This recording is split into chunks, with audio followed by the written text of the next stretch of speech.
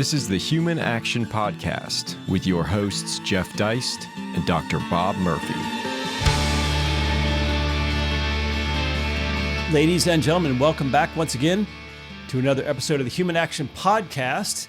And this week, the subject is the stomach-churning announcement earlier this week that none other than Ben Bernanke, along with a couple of other economists, would receive the Nobel Prize for their efforts, or his efforts in particular, in understanding crises. And of course, from our perspective, he is one of the great architects of the 2008 crisis, and also someone who got the Great Depression completely and inalterably wrong, as opposed to Murray Rothbard, who, of course, wrote the book The Great Depression, which we consider, along with his work on the Panic of 1819, absolutely correct in their assessment, diagnosis, and cure for these terrible economic calamities we suffer. So we've got our great friend Bob Murphy with us here to discuss.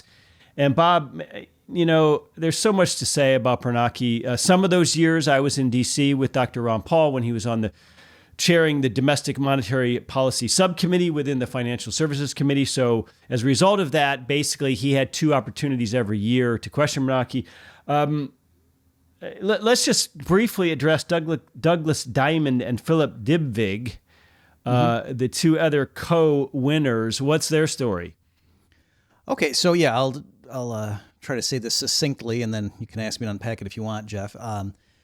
So their paper, I think it was in 1983 in the JPE, it was a classic in terms of understanding how banks can be involved in financial crises.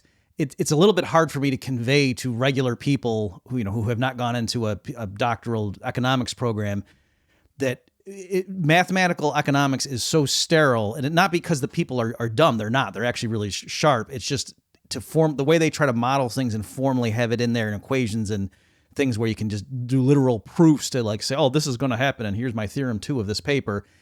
It has to be really what they call tractable. And so it's like, oh, there's one agent who lives forever. There's one firm, things like that. Like that's where you start and you build up on it. And so in 1983, for them to introduce banks into the model and try to really model, like that was, revolutionary. Like, oh, wow, okay, this is. This is like Robert De Niro getting an Academy Award for a movie in 1983. Why are we talking about this paper? Why are they getting the prize now?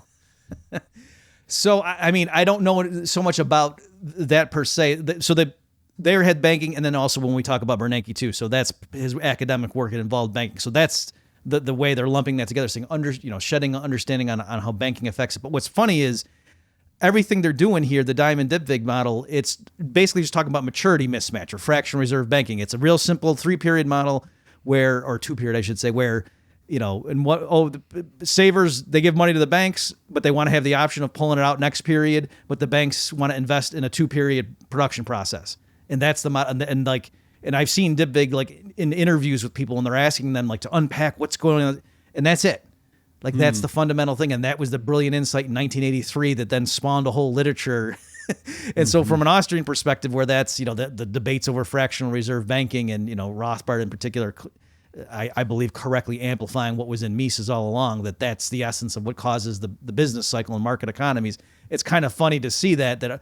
Oh, wow. And so there's this mismatch in the maturity. Tell us more. And it's like, you guys didn't know that? And so it's kind of refreshing that, yeah, I agree with a lot of what they were saying. But even there, they end up concluding that, the way to solve this is to have deposit insurance and central banks to act as a lender of last resort. And so my joke on Twitter was, if you had read the Nobel's announcement and summary of their research, you would think that after the 2008 crisis, they said, you know what, we should get a central bank in FDIC. Let's go start that now, because that's the way it's presented. Well, could I just add something real quick about the award itself? Of course, Alfred Nobel himself was a Swedish chemist and engineer. So the Nobel Prize was intended to be for the physical or hard sciences. As a matter of fact, one of his surviving family members blasted the idea of extending the Nobel to economists. And they said it was a PR effort designed to improve the bad reputation of economists. So that's funny. But it clearly goes to this idea of physics envy that the econ profession has. And I love this quote from Hayek, who got it in 1974, I believe, correct? He said, the Nobel Prize confers on an individual an authority which in economics no man ought to possess. So that's a great quote from Hayek. I mean, what do you make of the Nobel itself? Is it a lifetime achievement award of sorts? Is it a signal to Fed critics that a Fed stalwart like Bernanke and a true believer like Bernanke is going to be feted? Is it independent? Is it political? What does it mean? So I haven't done like a ton of research into like the actual individuals involved, but yeah, my strong suspicion is it's not a coincidence that Bernanke is getting this prize now as opposed to, in 2005 or something. Mm-hmm. That because like you said, I mean, his work was important. And for people who don't know, I mean, Bernanke was known in academic circles for his work on the Great Depression. And I'm sure Jeff will talk about the specifics in a minute.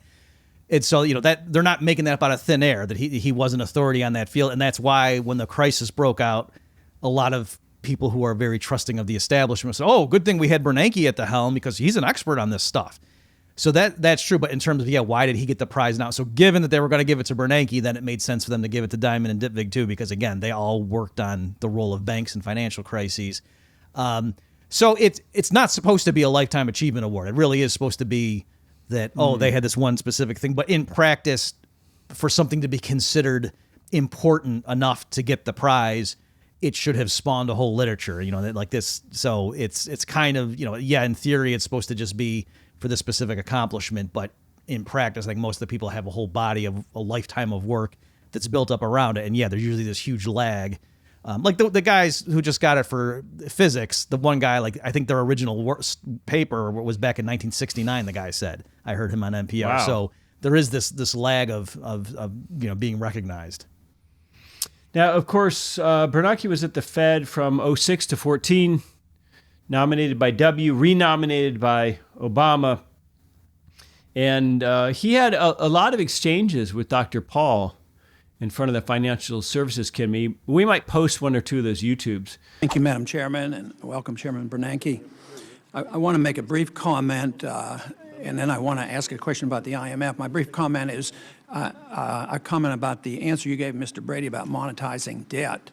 Because your balance sheet remains relatively stable with Treasury bills, it doesn't mean that the Fed can't monetize debt. You mentioned in your statement that you bought securities, mortgage-backed securities and agency debt, and that's over $1.3 trillion. Well, where did you get the money? You created this money. So you did monetize debt. That went into the banking system. The banking system can buy Treasury bills, and they can borrow money at 0%, and that's why they're making a lot of money right now, because they can buy other debt and make a little bit more. And it looks magic, except for the mortgage holder, or the people who are losing their mortgages and losing their houses right now. We do see risks to inflation, and we are taking those into account, and we want to make sure that prices remain as stable as possible in the United States. But how can you do this and pursue this, the policy you have, without further weakening the dollar? There's a dollar crisis out there, and people's money is being stolen. People who have saved, they're being robbed. But you're mistaken in saying that the Federal Reserve has spent any money. You say $5 trillion. We have lent money. We have purchased securities. That's not buying. That's not dissipating. The money. We've gotten all the money back. I hate to interrupt, but my time is about up. But I would like to suggest that you say it's not spending money. Well, it's money out of thin air. You put it into the market and you hold assets, and the assets aren't, they are diminishing in value when you buy up bad assets. Credit to avoid fiscal or exchange rate crises in countries around the world. Yeah, but do you think this is a good idea? You agree with that we should make this commitment? I think in general that having the IMF available to try to avoid crises is a good idea, yes. Again, where will the money come from? This is our problem in this country. We're bankrupt too. And also along this line, do you feel like, you go along with this commitment, what are we going to do when a state gets under the gun, like California and others? I mean, they're approaching the state that Greece is in. I mean, we can't turn down California.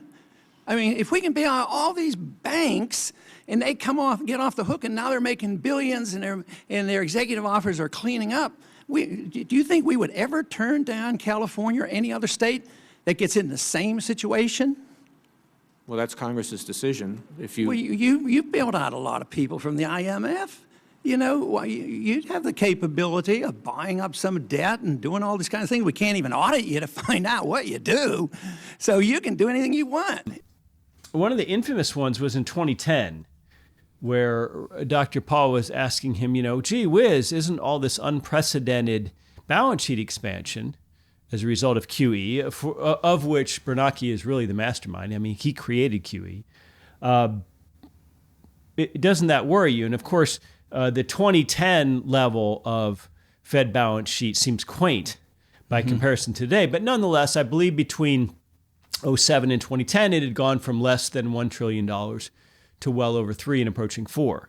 So Bernanke basically said, well, it doesn't really matter, and we have a plan, and we're not worried about it. And so at the time, around this era, 2010 to 2013, I just want to point out that a lot of people at the Fed, serious people like James Bullard, who's St. Louis Fed president even today, talked about we're going to return the balance sheet to normal when all this is over. I mean, they've said that, Fed figures have said that multiple times, which would imply $1 trillion or less. And Bernanke himself at that hearing said, well, it's probably $1 trillion is probably about the right number. And it's gotten up to $9 trillion with all the COVID stuff. But I just want to quote real briefly from a paper that Fed officials wrote in 2013. David Andolfato and Lee, who were economists at the St. Louis Fed in 2013, they said, well, if all this accumulated treasury debt is permanent, then it's reasonable to expect that the corresponding supply of new money would also be permanent and would remain in circulation. Thus, under this, this interest earned is remitted to the Treasury. The federal government can borrow and spend this new money for free. I'm quoting Fed economists. Thus, under this scenario, money creation becomes a permanent source of financing for government spending, which is what Ron Paul and a million gold bugs and Doug Casey have been saying since the 70s, that they're just monetizing debt. And then they say, on the other hand, if the Fed's increase in Treasury debts is only temporary, the Fed's not monetizing government debt. It's simply managing the supply of money base. And some means other than money creation will be needed to finance the Treasury debt. Return to the public through open market sales. So that seems to me a pretty wild admission. I mean, that's fewer than 10 years ago, they were saying that we're going to get the balance sheet back to normal. And so are we just supposed to have exceedingly short memories? It seems like this is just absolutely crazy what they've done since, especially in response allegedly to COVID. Yeah, I think you're right, Jeff. I mean, and you bring up COVID too, and it's a good analogy to with the 2 weeks to flatten the curve, that regardless of what, I know there's people have different views on things, but whatever you think, surely if the American people had been told March 2020, what was going to happen in terms of the lockdowns and everything, they would have said no. Like, even if there were much more catastrophic projections of deaths, they would have said, sorry, we're not doing that. That's crazy in terms of all the lockdown.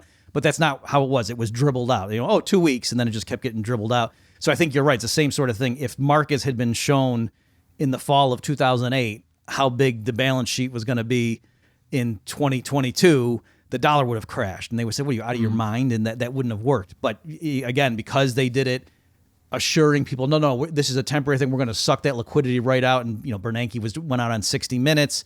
The guy was asking, this is not an exact quote, but words of this effect. He was saying, what if inflation starts to break out? And Bernanke said, we would zip it up like that. We would vacuum it up.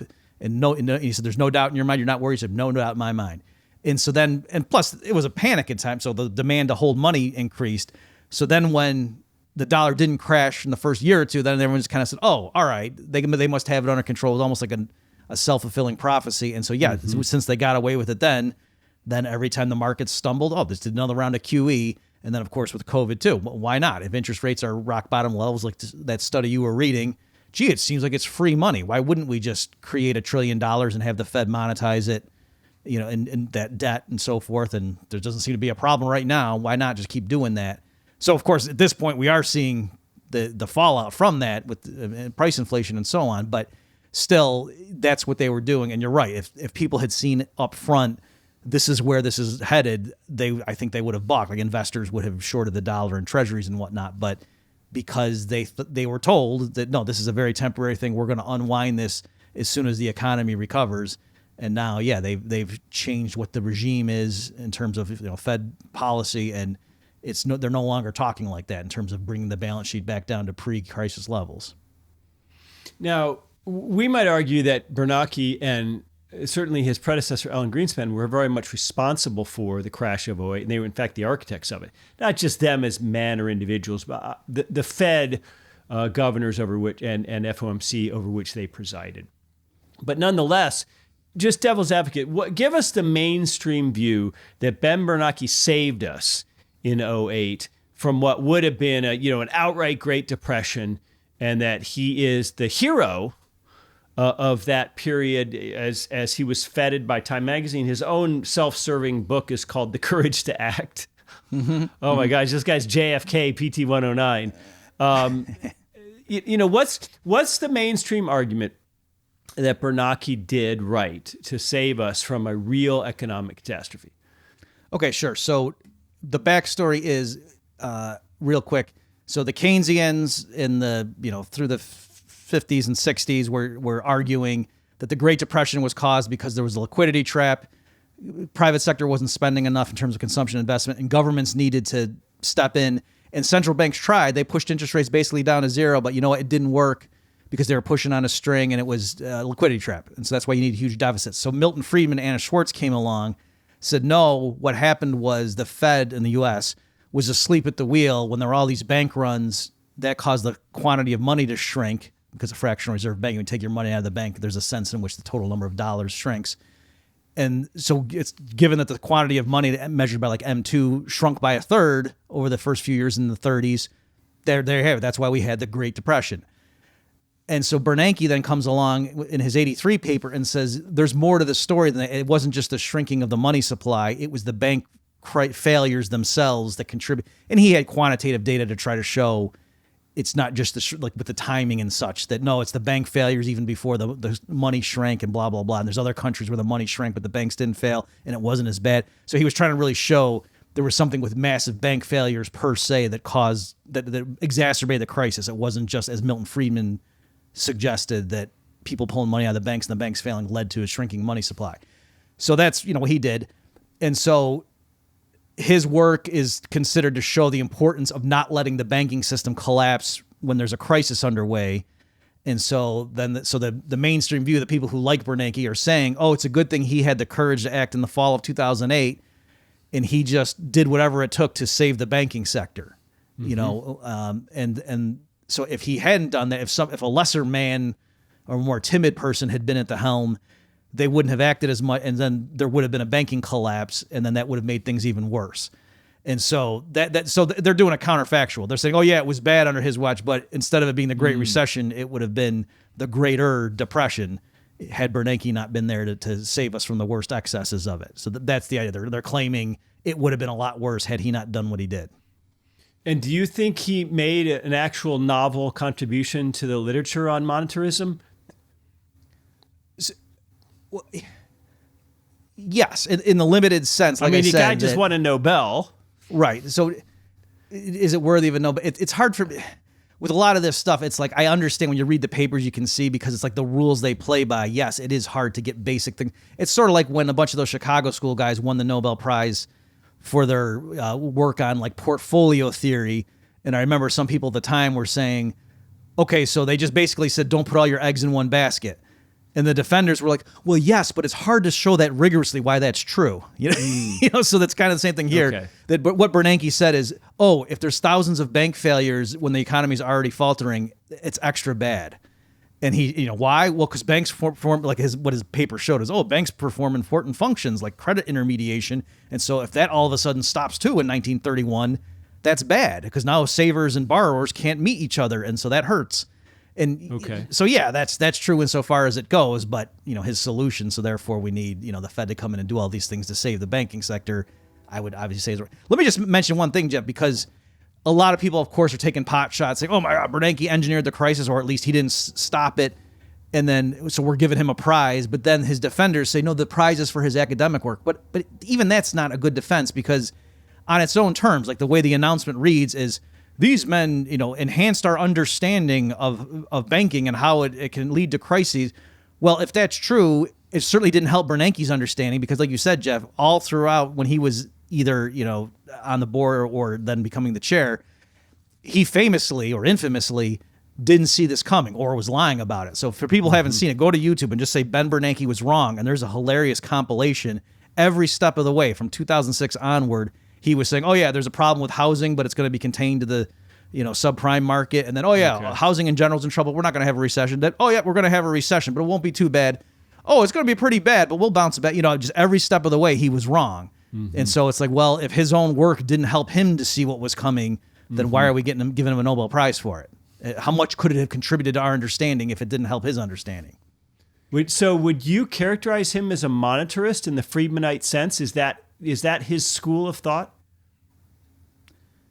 I think it's probably fair to say that, also because people might know, and he just added nuance to say, oh, it's not just a quantity of money, but it's also the banking sector per se.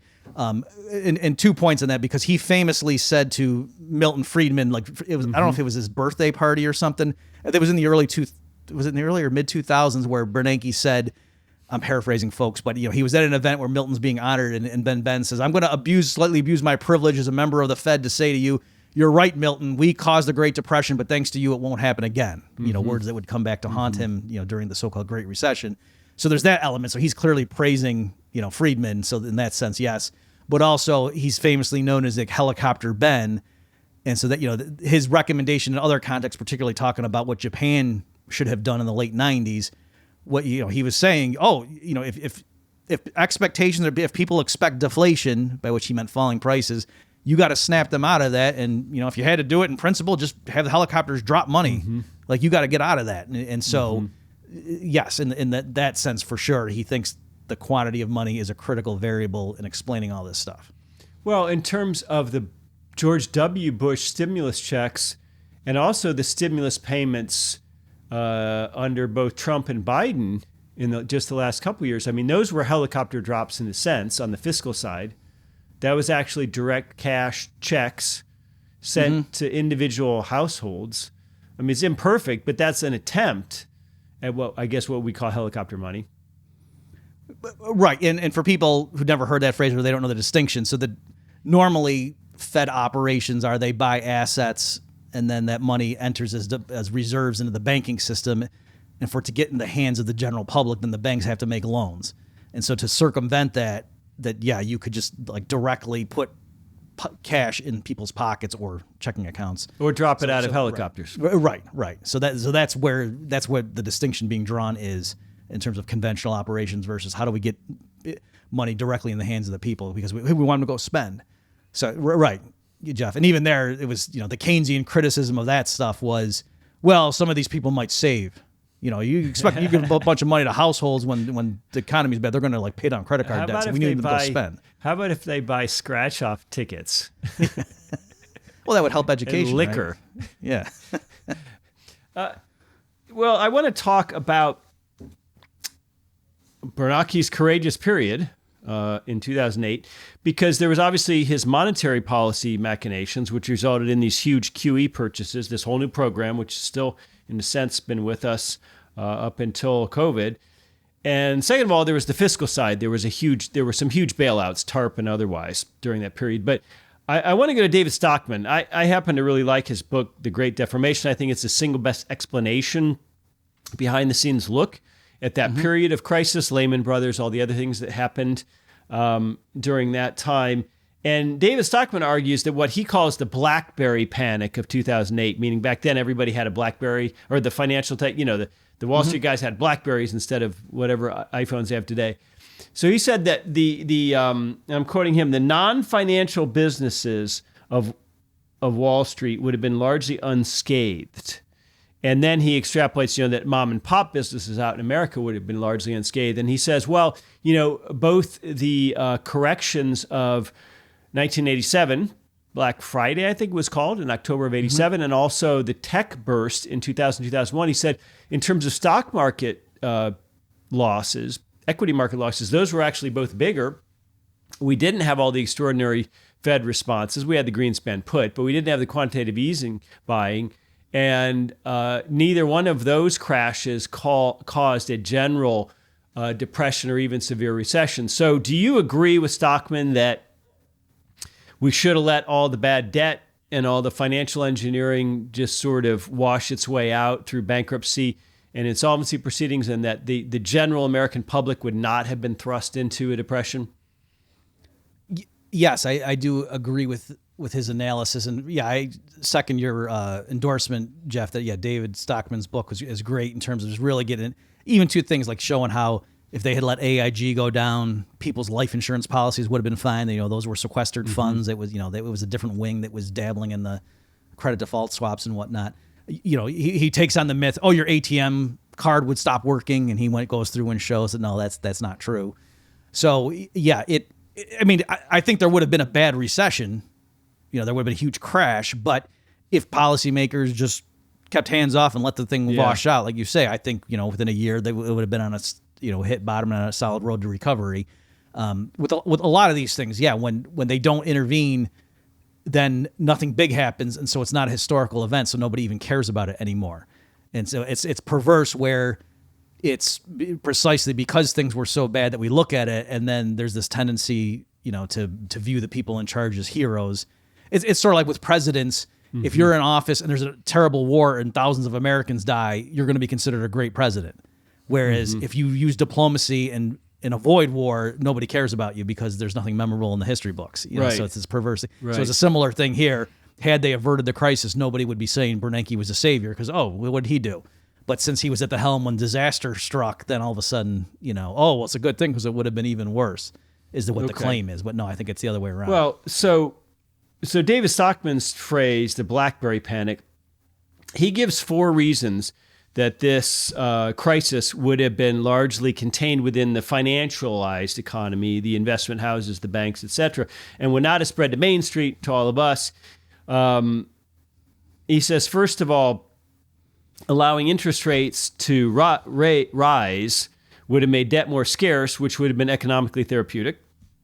He says, second, all of the sort of insolvent businesses at the time, real estate, retailing, hospitality, other forms of discretionary consumer spending were overbuilt, and that they needed to get out of a lot of their long-term debt and have a lot of bankruptcy and insolvency within those sectors. He says, third, high interest rates would have shut down the multi-trillion-dollar flow of new debt to financial engineering. So in other words, it was stopped the rapid rise of financialization, which in his view and our view caused the crash to begin with.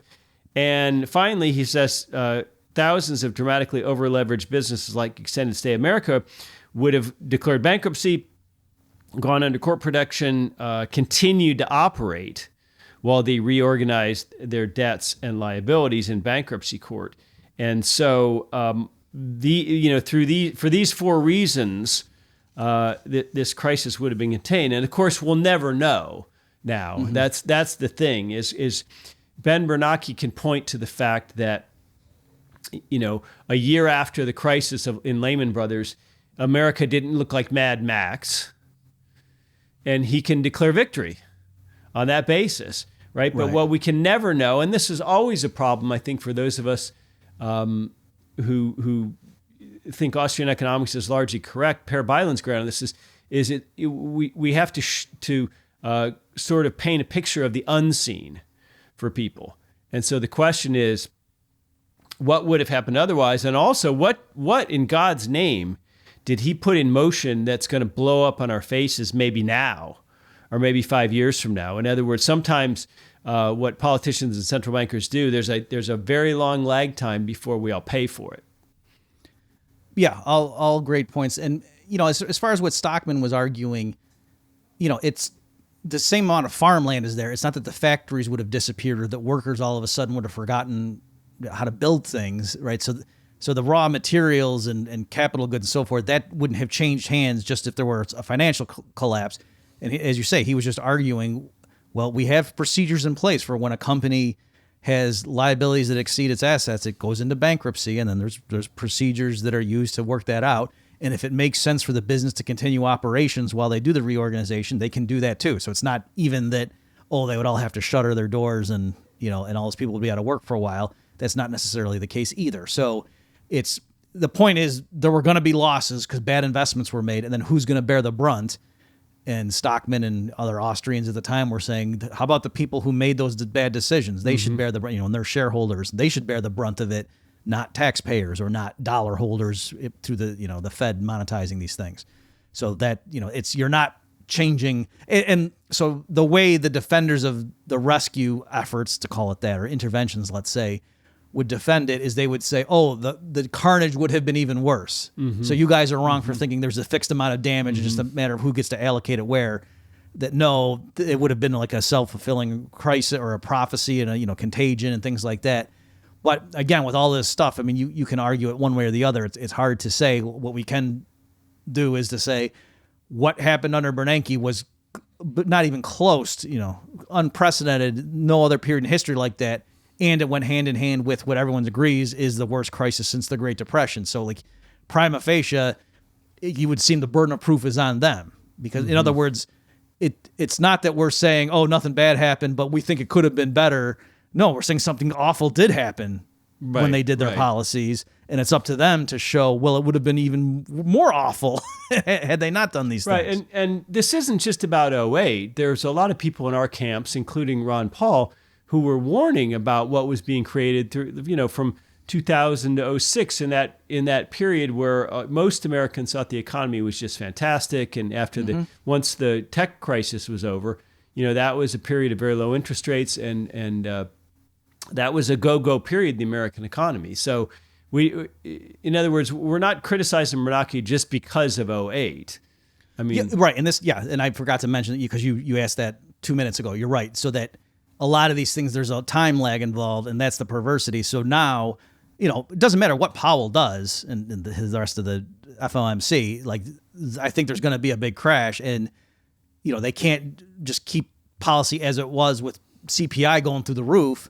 They got to raise rates, and then there's going to be, let's say there's a crash. Everyone's going to say, oh, they tightened too fast, and make it look like it was the little tactical maneuvers of the Fed, not the Bernanke strategy of, oh, if there's a bad economy, why don't we just create trillions of dollars and buy assets with it and bail out all the firms that made these horrible investment decisions over the last 10 years?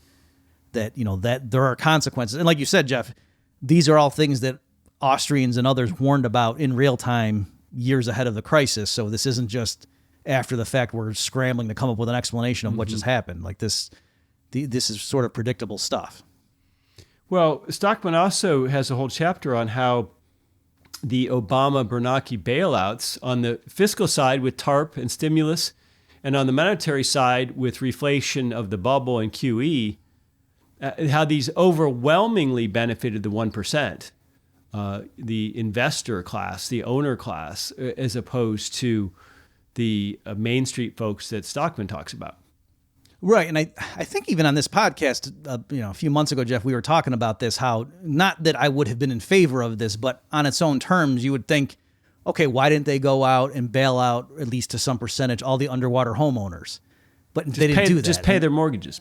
Right. They didn't do that, of course. Instead, they went out and, bought the mortgage-backed securities and blah, blah, and they justified it by saying, well, this is going to prop up, ultimately, we're going to keep, funds flowing to home buyers and so forth, because we got to help. But they could have just directly done that, and the numbers, it would have been roughly the same amount. But yet they chose not, especially if they didn't completely, raise them up, but just brought it closer, so they were closer to being above water. They could have easily done that, but they chose not to. And I don't think it's because of esoteric economic financial reasons. I think it's just because, well, the point of it was to bail out these big politically powerful institutions.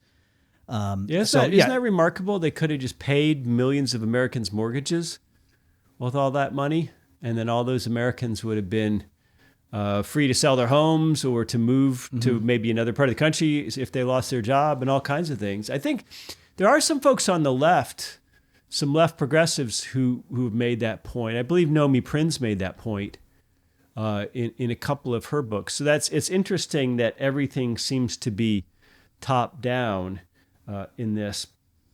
I will add that I guess it is sort of a custom or a tradition for the Fed chair to invite members of what used to be called the Banking Committee, now it's called the Financial Services Committee, to breakfast. And so at some point, Ben Bernanke did invite Ron to breakfast. And I think one of Ron's staffers, a guy named Paul Martin Foss, went along with him. And I remember wanting to know how that went when he got back. It was some 6 a.m. thing over at the Eccles building. And Ron said it was cordial, but it was certainly strained. And if you go back and look at some of the exchanges, again, you can just search on YouTube's page for Ron Paul Ben Bernanke, and you'll pull up a lot of those exchanges. One infamous one is when Ron asks him, do you look at the price of gold every day? Because Paul Volcker famously did. And Bernanke kind of waffles on that. And Ron says, do you think gold is money? And Bernanke says, well, I think it's a commodity. And so there was some really interesting, like, ground level exchanges, because most people on the Financial Services Committee don't know anything about money or banking. They're just on there like bumps on a log. So it was interesting to see those exchanges, but also to just understand, you'll see on Bernanke's face almost an exasperated. He's defensive, but he's also exasperated. It's almost like he's explaining to a child for the 10th time why you can't have, 10 cookies. And so I think sometimes Ron tested his patience, and Greenspan had the incredible ability to be completely opaque. Alan Greenspan could say 200 words and not say a thing. And Bernanke didn't have that skill. I think for some reason Bernanke just had to be, he just couldn't be, he couldn't obfuscate as well. And so I encourage people to go back and look at some of those. But, what he set in motion, the idea that the central bank should serve as a ready backstop for the treasury market. And even beyond treasuries, the central bank should buy up mortgage-backed securities, many of which were probably, B-, low-grade, toxic mortgage sludge from Las Vegas or Florida or someplace like that. Is it really much of a step from there to what we've seen with the Fed becoming the biggest mortgage holder in the country? Alex Pollock, our senior fellow, just gave a speech at AERC, our research conference this year, about that. And it's not, how much farther do we have to go to just start buying equities, start buying FANG stocks? The Swiss National Bank does, the Bank of Japan does. At what point do we just say the Fed is the market? Right, and they were dabbling with buying corporate bonds, at least like one level up in terms of packaging them and things like that. So yeah, they have that all. The foundation has been laid, and I'm glad you brought that up. So for people, this wasn't fully on the radar. It's not merely that the Fed under Bernanke in 2008 at the tail end started doing a lot more of what they had always done. It wasn't just turning up the dial. It's the types of things they were doing were qualitatively different as also. And a lot of the stuff too was arguably illegal. So what they did is they created these things called maiden lane LLCs, because the Fed, in terms of the statute, is allowed to lend pretty freely, but in terms of what assets it can buy, there's a lot of limitations. So strictly speaking, it's not that the Fed went out and bought the mortgage-backed securities. They would lend money to this maiden lane LLC, which then would go buy the assets. So the Fed, we didn't buy any assets, we just lent it to this company, but it's still on the Fed's books.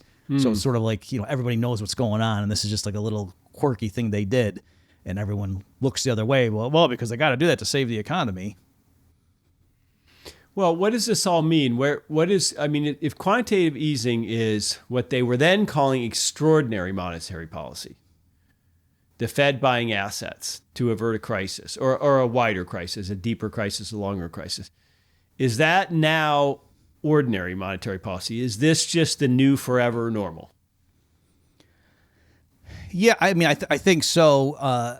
Perhaps not in terms of officially what their stated position is, but yeah, I don't think they're ever going to be able to go back to the pre-2008 status quo, just because, like you say, Jeff, as to how they've maneuvered themselves. At least not unless there's an absolute dollar crash or collapse even, and then we just reset with something brand new, in which case they could do whatever they want, I suppose. But yeah, there's no way just to walk this back without there being a huge crisis. And so yeah, I think they've, whatever metaphor you want to use, painted themselves into a corner. Because it's also too, they began, and this is an interesting thing also, that remember, it's like, oh, this great academic, Bernanke, who did all this work on how do you prevent crises and things.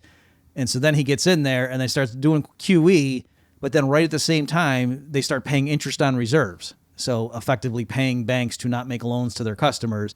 And I know there were a lot of academics who were scratching their head. I'm like, well, that doesn't make sense. Why is the Fed doing that? I mean, Bernanke's own work shows that they should be encouraging lending. That's the whole point. You want to keep, don't let the banks collapse like they did in the early 30s, but then you wouldn't pay them to not make loans. That kind of defeats the point, right? And well, if you think that Bernanke is just doing what his academic papers said, but if instead you think he's bailing out the banking sector, then paying them interest on the reserves they keep parked at the Fed makes perfect sense. Right. So, there was that element as well. So that's another change they introduced that they implemented because of this. So yes, Jeff, to answer your question, the way they're doing things now is dramatically different from before. And I don't think they're going to be able to go back to that. I mean, they floated some things. They were going to do average inflation targeting. And that was in effect for I don't even know if it went a full year before they kind of said, actually, what we're really doing is such and such. So they keep saying new things that buys them a little bit of time when the market's like, okay, finally, they're serious. And then when it becomes inconvenient, they stop doing that. Well, I want to wrap this up with a question for you. I know some Austrians still hold out faint hope that Israel Kirzner at NYU might get a Nobel before he dies. He's in his 90s, presumably for his work in the area of entrepreneurial discovery. I guess I'm curious, did you have Professor Kirzner during your years at NYU as a prof?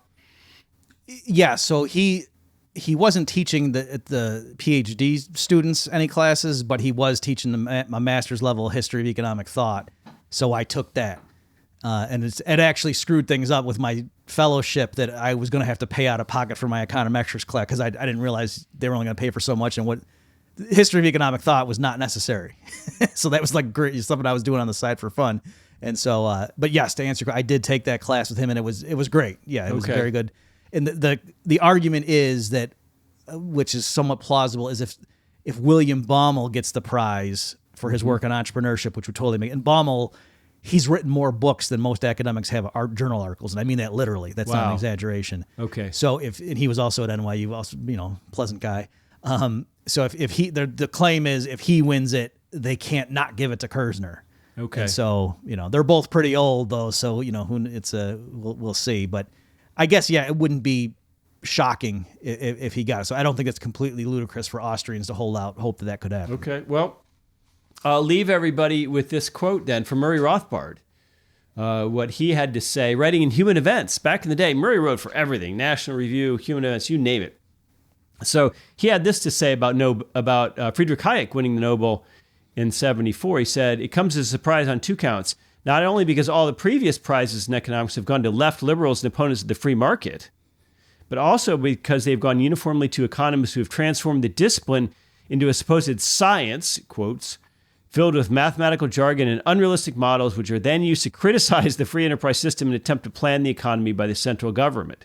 F.A. Hayek is not only the leading free market economist, he has also led the way in attacking the mathematical models and the planning pretensions of the would-be scientists. So anyway, Murray was thrilled, and I know a lot of people consider it Mises's Nobel in some ways. But Bob, I guess I'll have to leave it with that and wait for the day when you and Peter Klein and Per Byland are receiving that award. I love to see that day. So I want to thank everybody for joining us. Bob, thank you for your time. Ladies and gentlemen, have a great weekend.